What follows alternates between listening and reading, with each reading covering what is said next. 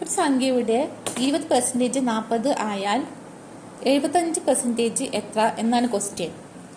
അതായത് 20% 40 ആണ് എങ്കിൽ 75% എത്രയാണെന്ന് കണ്ടുപിടിക്കേണ്ടത്. അതായത് x ഇൻറ്റു 75/100 ആണ് നമ്മൾ കണ്ടുപിടിക്കേണ്ടത്. പക്ഷേ x ഇൻറ്റു 20/100 നമുക്ക് ആൾറെഡി കിട്ടി. x ഇൻറ്റു 20/100 പറയുന്നത് 40 ആണ്.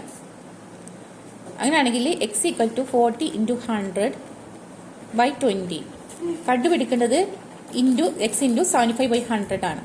അപ്പോൾ 40 ഇൻറ്റു 100/20 ഇൻറ്റു 75/100 കൂടി ചെയ്യാം. ഒരുമിച്ച് ചെയ്യുമ്പോൾ നമുക്ക് പെട്ടെന്ന് സിംപ്ലിഫൈ ചെയ്തിട്ട് ആൻസറിലേക്ക് എത്താൻ കഴിയും.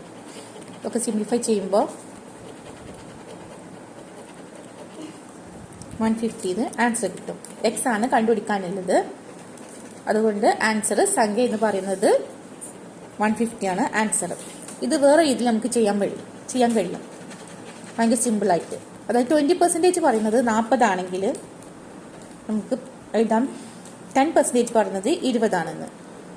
അതായത് നമുക്ക് 1% 2 ആണെന്നുള്ളതും നമുക്ക് കണ്ടുപിടിക്കാൻ കഴിയും. അങ്ങനെയാണെങ്കിൽ 75% പറയുന്നത് 2 ഇൻറ്റു 75 ആണെന്ന് ഇതിൽ നിന്ന് നമുക്ക് കണ്ടുപിടിക്കാൻ കഴിയും. 2 ഇൻറ്റു 75 ഈക്വൽ ടു 150. ഈ രീതിയിലും ആൻസറിലേക്ക് എത്താൻ കഴിയും.